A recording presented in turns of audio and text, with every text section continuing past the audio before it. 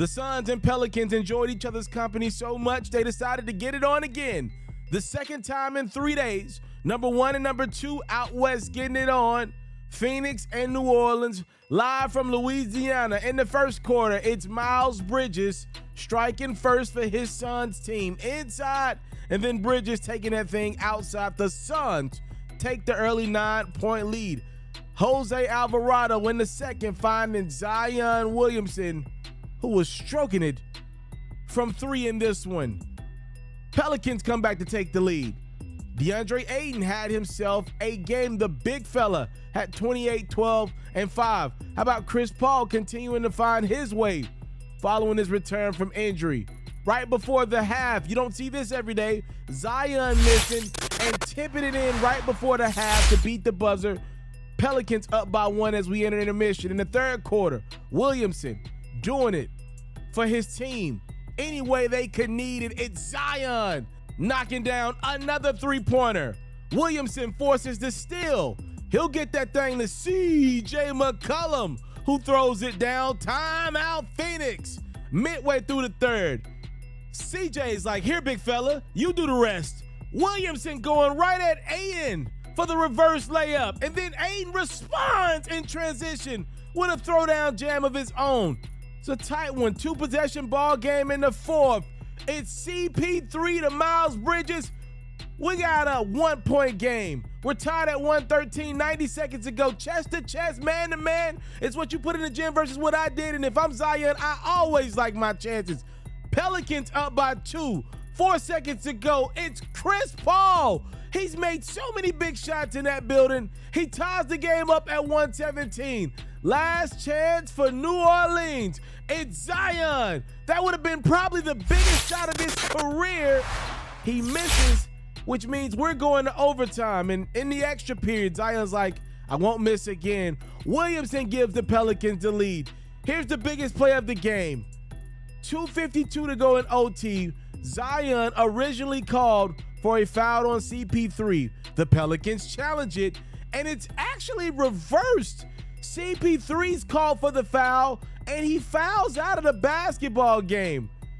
Suns not able to recover after losing their leader. The Pelicans take advantage. McCollum had 29 points. Think about this. This game was great, and it was missing Devin Booker and Brandon Ingram. I cannot wait to see these two teams face off maybe down the line this season. CJ McCollum appreciates the greatness of his young fella. Following a stint of just phenomenal games from Zion, CJ took to Twitter to say, let the praise be as loud as the disrespect was in regards to Zion Williamson, who missed the entire season last year. I got to see a whole season first, CJ. But nevertheless, Zion has been incredible. Zion Williamson got the Pelicans looking like a serious threat to be in this conversation for 1 seed all year. They feel like last year's Memphis Grizzlies team. That's what I feel from them. They feel like a team that legitimately is going to skip some steps. The moment they made that CJ McCollum trade, they're skipping steps. It feels like they're the team that's like, we got the chip on our shoulder now, and we want it. We're going to take this spot out west. You know, Phoenix has got their own set of issues. Chris Paul's had injury concerns. Monty Williams, DeAndre Ayton, all that good stuff.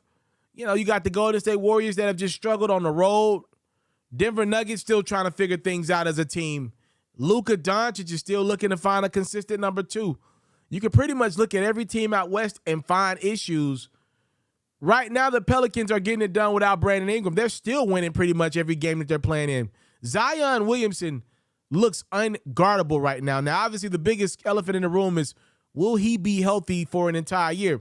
I can't answer that question. But in the event that Zion is healthy, CJ McCollum, Brandon Ingram, who says this team can't get to the conference finals this year?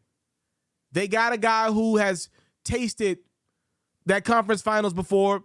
McCollum and the Blazers got swept years ago by the Warriors. CJ's there. Brandon Ingram, I don't think this dude's going to get another haircut in his life. He looks hungry when available. If Brandon Ingram and Zion can find a way to play off of each other, who the hell says the Pelicans can't be a serious threat to get to the NBA Finals this year? They would likely have to get through the Clippers or the Warriors to do that, or maybe even the Suns, or maybe even all three, but they don't seem intimidated by the challenge.